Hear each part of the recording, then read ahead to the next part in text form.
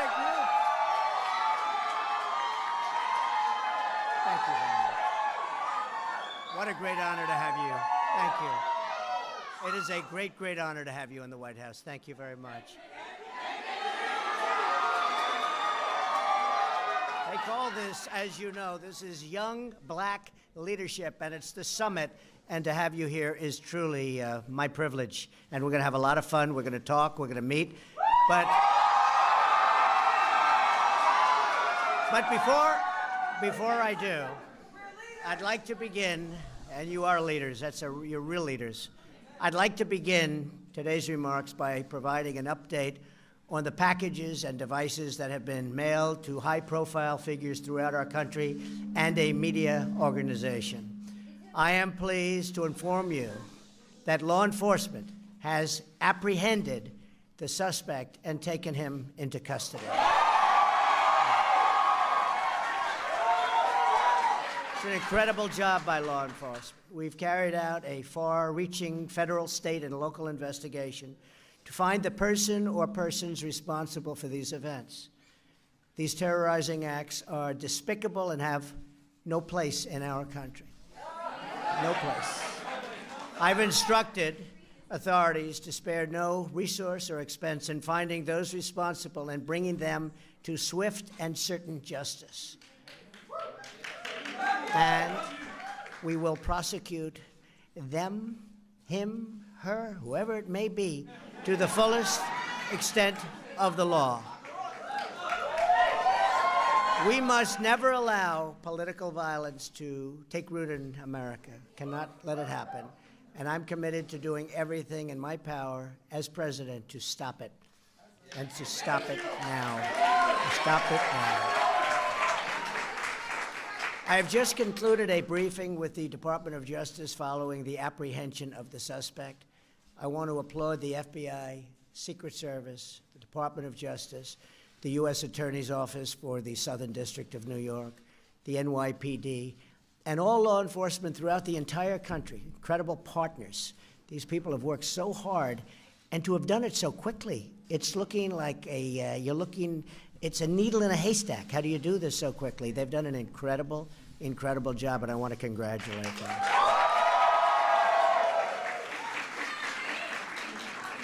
But a bottom line is that Americans must unify. And we must show the world that we are united together in peace and love and harmony as fellow American citizens. There is no country like our country. And every day we are showing the world just how truly great we are. So you are really very special people. I wanted to say that before our little talk. And I appreciate the time you've given me. And boy, one day, one of you is going to be standing. It could be 3 or 4 of you, actually. But you're going to be standing right here. You're going to be standing right here. I have no doubt. I have no doubt. Who in this room wants to be president someday?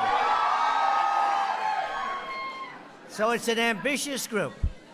It's an ambitious group. That's great. Anyway, thank you all very much. I really appreciate it. For the media, thank you very much. I thought I'd do that. And we feel very strongly. Again, congratulations to all law enforcement. We have the best in the world, and they just showed it. Thank you very much.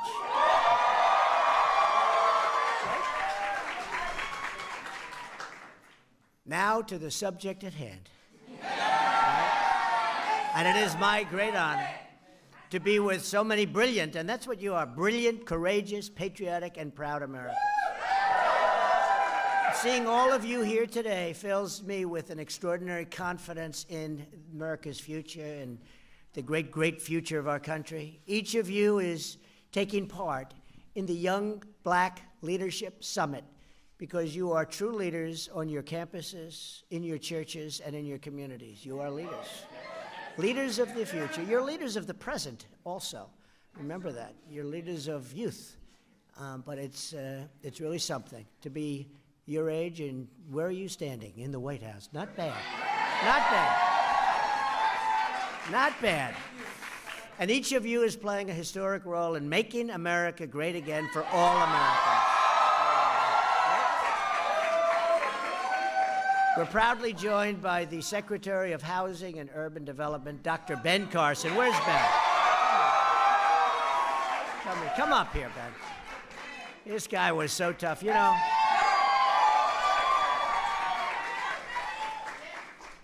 I had to run against him, I want to tell you. He was brutal, he was tough. And he's my friend. He's my friend. It's amazing the way you can respect somebody. You are.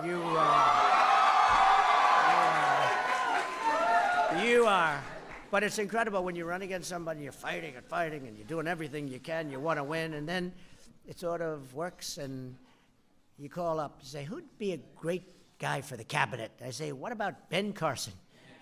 And Dr. Ben, he's one of the greats, and he's our friend. He was some tough customer, though.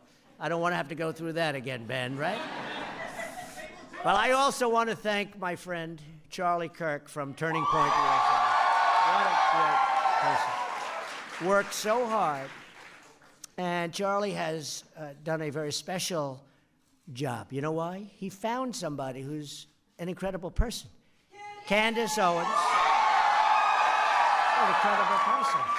In fact, Charlie may go down. His greatest achievement may have been finding Candace Owens. I don't know. That's not bad, Charlie. That's not bad. Anyway, two incredible people. Thank you very much, Candace. Charlie, thank you. Thank you, man. Each of you represents the future of our nation. You know that. You are not afraid to stand up for your beliefs or stand against injustice. You refuse to be told by the same failed voices how to think or what to believe. You understand that. And you see what's happening with our country, how great it is, and how well different groups of people are doing.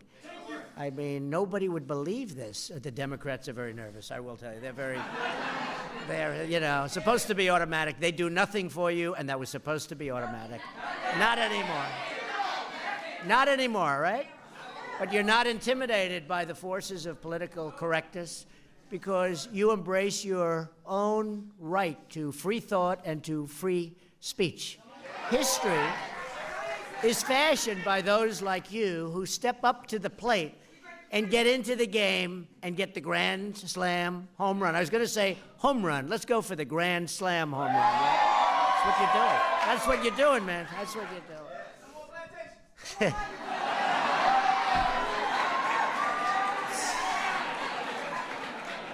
I can live with that. I was never a fan. You know that, right? I don't know. Not everybody's going to understand. I was never a fan. I guess I proved to be right.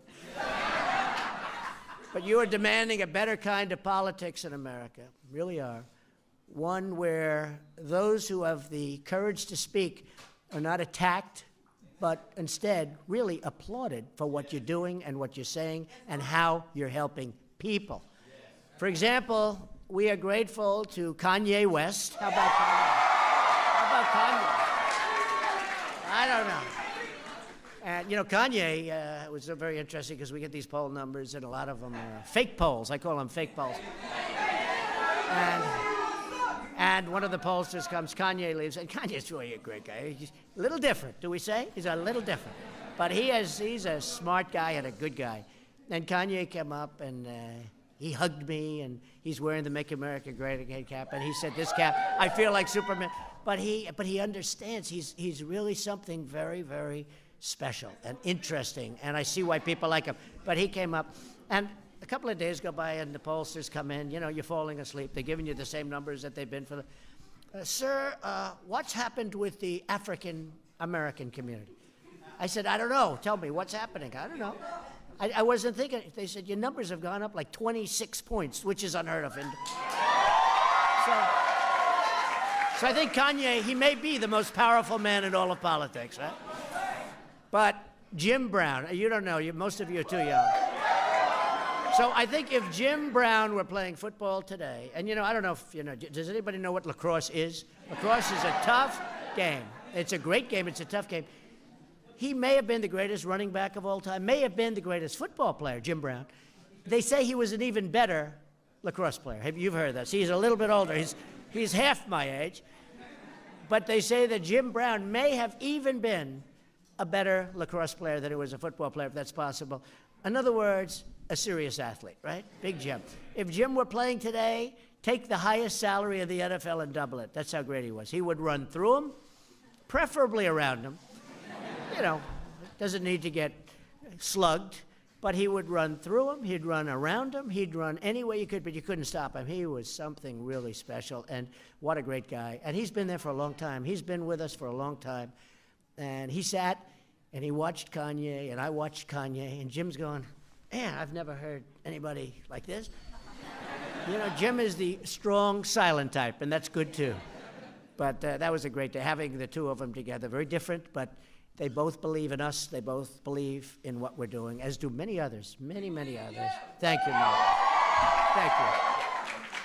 And many of you have been attacked and called vicious names for being willing to speak out for what we all believe in. The conservative movement, and Candace, you and Charlie and so many, and Ben, by the way, Ben, Dr. Ben has done so much for the movement. People see what's happened. They see what happens to their lives. It's a movement of tolerance and unity and progress, and a lot of people don't understand that, but they're finding it out. They're attacking us because we are speaking the truth, changing people's minds, and proving every day that our policies work and that we are really doing what's right and what's good. And I get attacked also. You get attacked. I get attacked all the time. In fact, I'm just thinking, come to think of it, who gets attacked more than me? Ben, does anybody get attacked? I get attacked. I get attacked. I think maybe more. Maybe more than anybody. I don't know. I can do the greatest thing for our country, and on the networks and on different things, it will show bad. They will take it back. He gets fake news. But they will, no matter what, if it's, I won't use examples. And today is just sort of a very special day because we caught somebody that hopefully that'll all pan out to be 100%, but it probably will. But today's a special day for that reason. But, you know, we all get attacked, and we're smart, and we understand where they're all coming from. And there's another word that I could just look at these incredible, beautiful, and handsome faces. See, today you're not allowed to use those terms because, you know, they'll say, oh, but you know what? I'll use it anyway. Beautiful, handsome. Well, look at all these handsome faces. I'll use it. Candace, I'll take my chances on that, okay? It's not politically correct. We have to bring that back into the world of being okay, right? Don't you agree? We're gonna bring that back. But I see it. You really understand what's happening. You've got it. You know, you're very special. You've got it. And that's why you're here. And other people aren't. But there's a word. A lot of people are jealous of you. They're very jealous. And jealousy is a very bad thing. It's mean. It's nasty.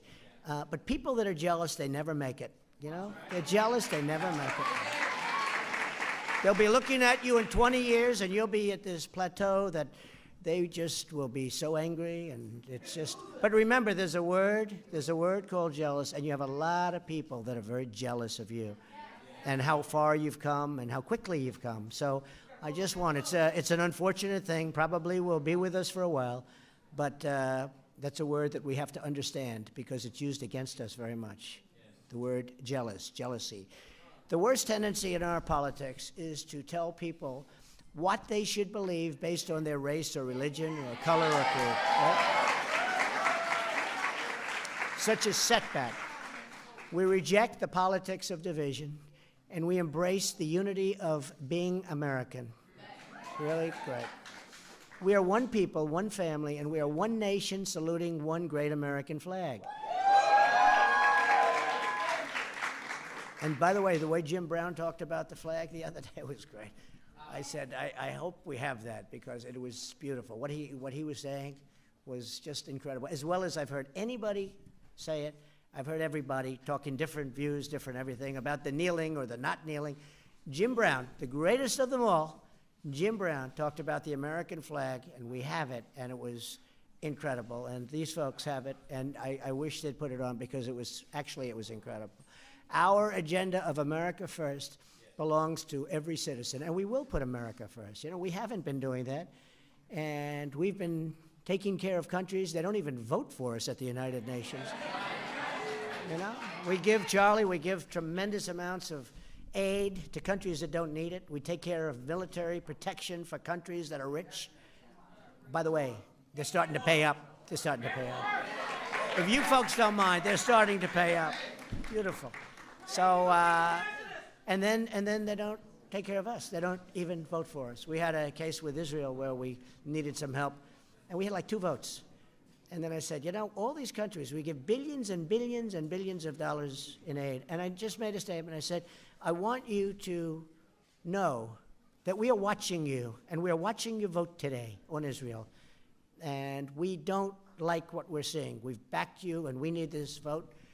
And because Israel has been a great ally, we've done a lot for them, but they've done a lot for us. And in the Middle East, it's nice to have somebody that you can rely on. And so what happens is we end up getting 68 votes. So we went from 2 to 68 because we said, aid, you're not going to get it, or maybe you're not going to get it, or we're watching. You have to watch.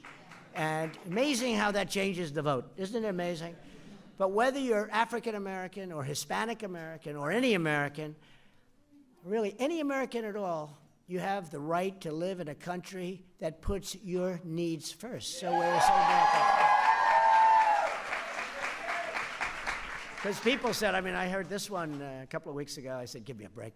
They said, America first. That could be racist. I said, racist? Racist? Why is that racist? Here we are. I think does everybody in this room agree? You're living in America. America first, right? You're here. Racist.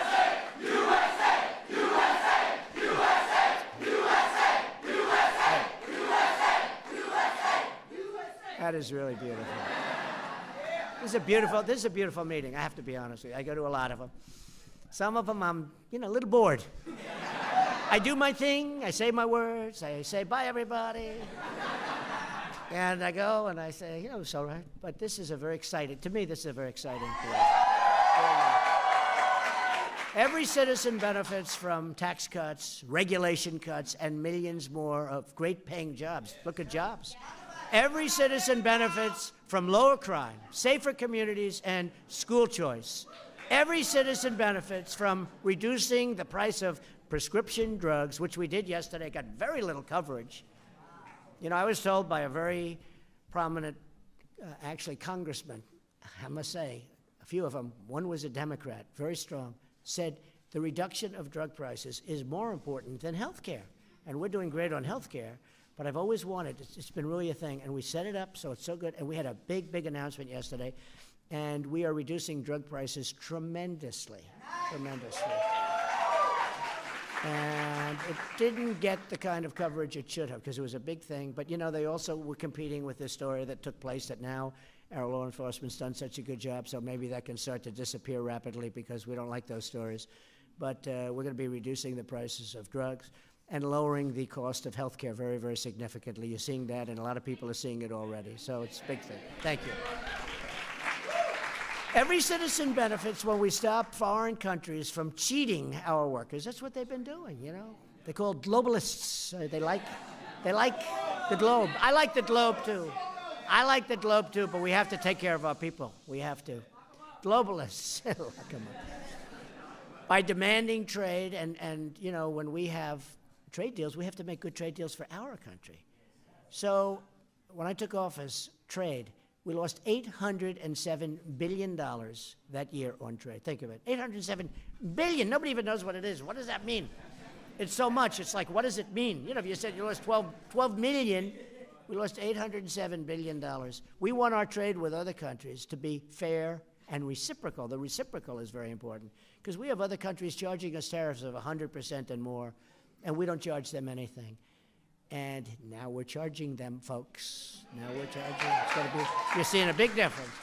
And every citizen benefits when we have a strong, beautiful border.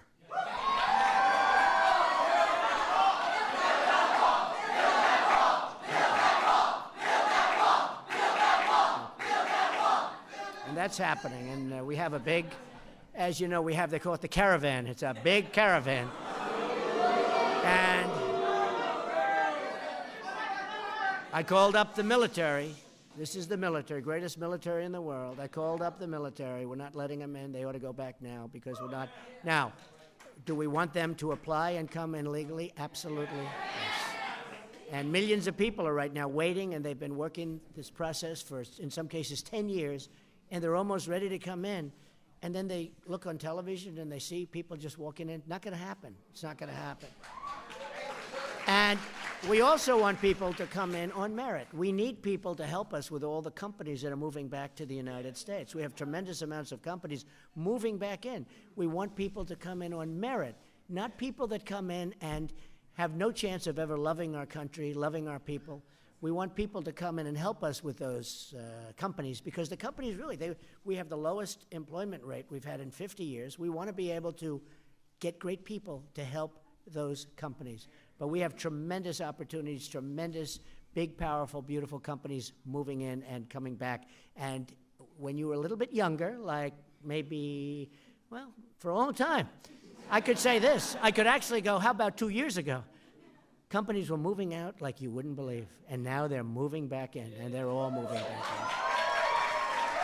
in. Illegal immigration has been especially harmful to African American communities and also to Hispanic American communities by depressing wages and replacing workers. That's been happening, and it's been very unfair. All Americans have the right to have their laws enforced and their borders protected. We don't have borders. We don't have a country. For decades, right? For decades, policies advanced by Democrats have eliminated opportunity and wiped out good-paying jobs and even great-paying jobs for the black community. You know that. Think of it. Their policies are absolutely adverse to the black community. When I ran for president, I asked black Americans to give me a chance with your vote by saying, what the hell do you have to lose? Remember?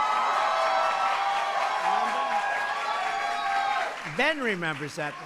No, I'm making a speech, and I literally had like 20 points about how badly black Americans are being treated, African Americans are being treated, and it was point after point. Highest crime rate, highest this, worst household ownership, worst edge. I'm reading these points. I'm reading them.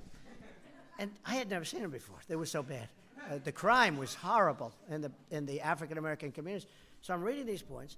Every one of them is run by the Democrats, every one of those communities, every one.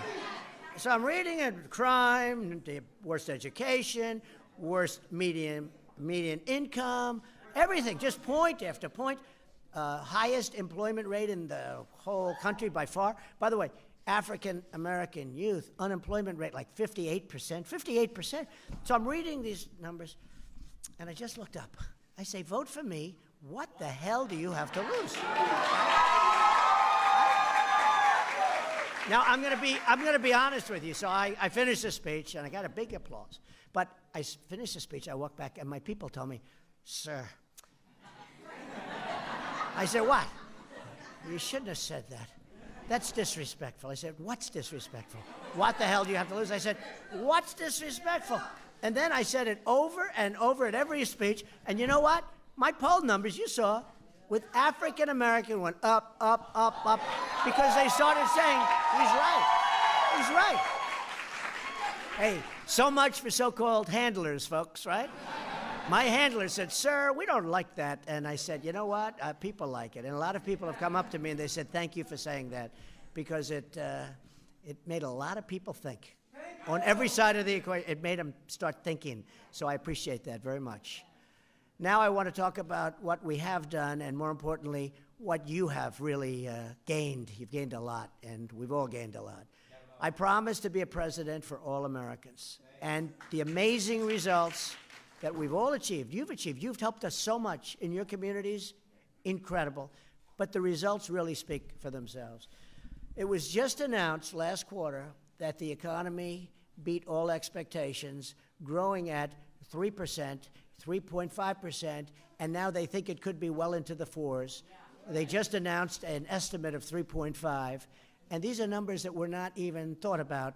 In fact, if during the process of going against in the primaries, and Ben, you understand this, if I would have ever said 3.5 or 4%, last quarter was 4.2%, it was 4.1, they elevated it to 4.2.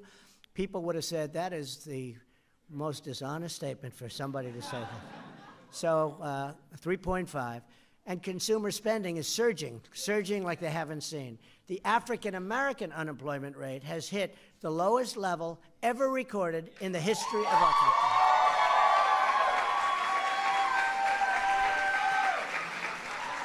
And that took a big, beautiful, I mean, the change has been so incredible just in the 2 years. But think of that, that's in history, That's a tough soundbite for my opponent when we run, whoever that opponent's going to be. By the way, African-American unemployment is lowest in history. I don't know how you beat that soundbite. And we're going to do better and better and better. But now we'll just make it better and better. I vote Democrat again. You're right. The unemployment rate for African-American women has also reached the lowest number ever recorded. Congratulations. Congratulations. African-American youth unemployment, which was really in terrible shape, those numbers, is the lowest level ever recorded, history. The African-American poverty rate is now at its lowest level in history. So the poverty rate is at the lowest level. I think this is awfully tough for the Democrats to debate.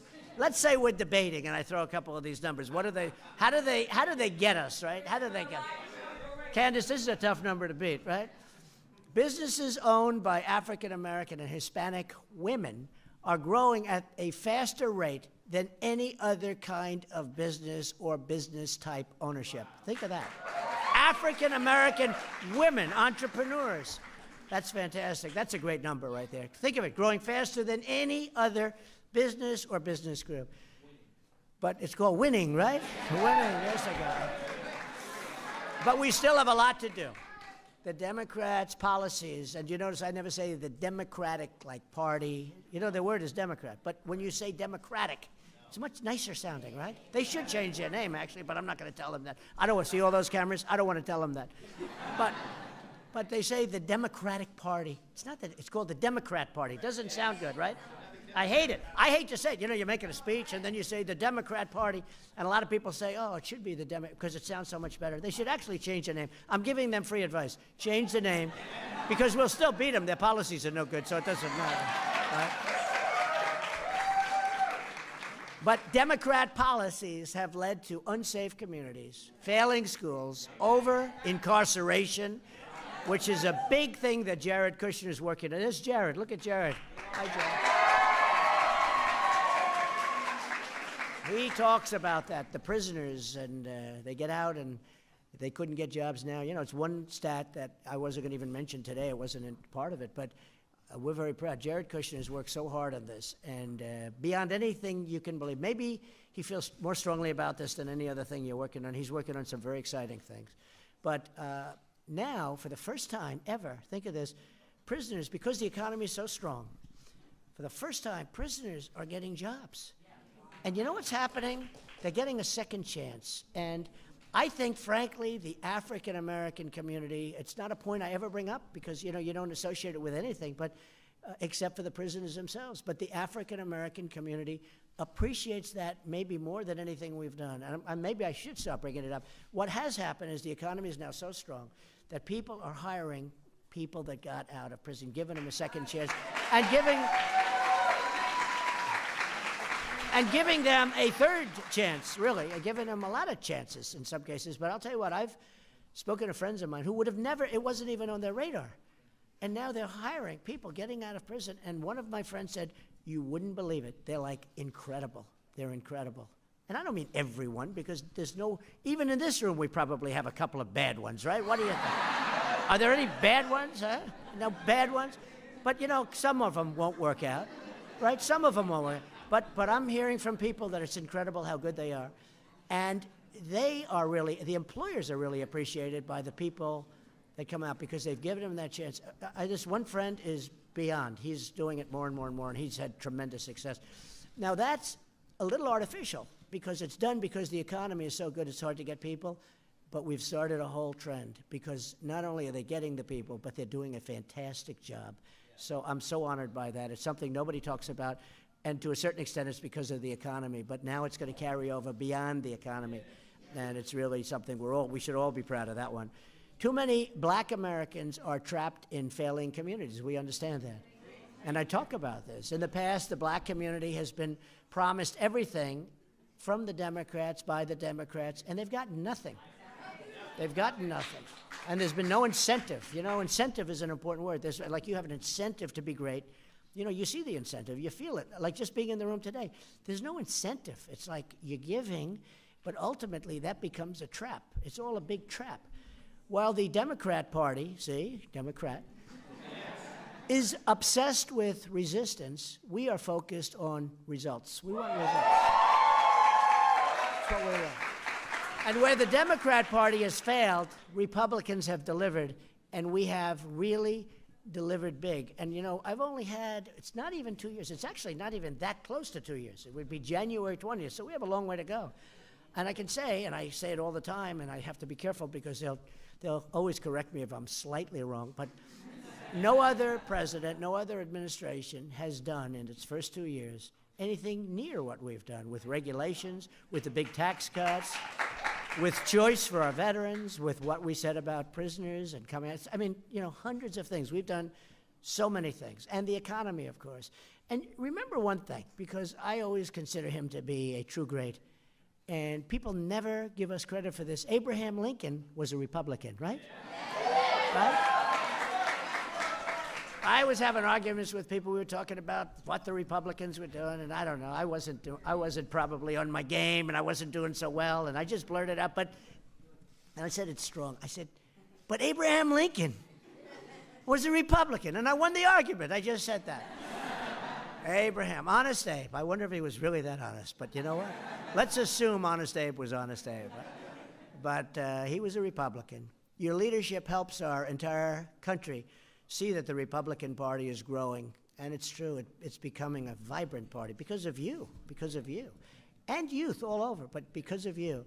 And it's growing like never before. It's a party of opportunity. It's a party for all Americans, regardless of race or religion or gender. And we're fighting for the right of every American child to grow up in a safe community. So important. You know, sometimes you'll say, we want strong action, we want safety.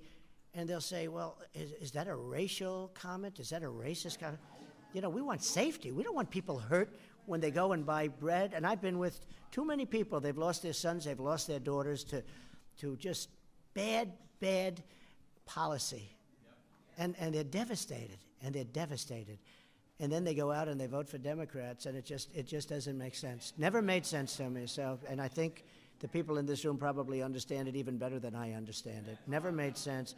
But you have the right to attend great schools and to graduate with access to a rewarding job and a lifelong career. You want to, you know, like I think this room, 95% of this room probably gets up in the morning and you can't even sleep. You're excited by life. I'm excited. I am. You're excited, right? You're excited.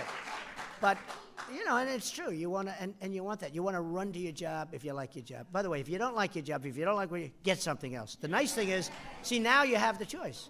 Before, people had to hold on to their job because it was not the same. Now you can really go look at 7 jobs, 10 jobs. You pick the one, and if you don't like it, you go to another one. But now you really do, because there's nothing like wanting to go to the job, and you'll do better because you like it. Right. Each of you here today are very special people. Through your voice, your engagement, and your activism can help make the future of this country even better. Even better. As great as it is, as great as it's becoming, we've made such progress over the last 2 years. You're going to make it much better. You're doing something very important. You're really at the forefront of something unbelievably important, and you know what I mean. It's historic. It is historic. It really is. It's historic what you're doing, and that goes for you two. And Ben, I don't know. You're from a different age, Ben. Hey, Ben's been at the forefront, though, when you think. You know, he's a great doctor, great doctor. I've had friends that had difficulty, and they called me and they said, and I sent them to Ben, they said, even though he's now judge of housing, and he figured it out quick. I said, do you know much about housing? He said, not that much. I said, yeah, but you're as smart a guy as there is. You'll figure it out. He's all figured it out. You figured it out, Ben, huh?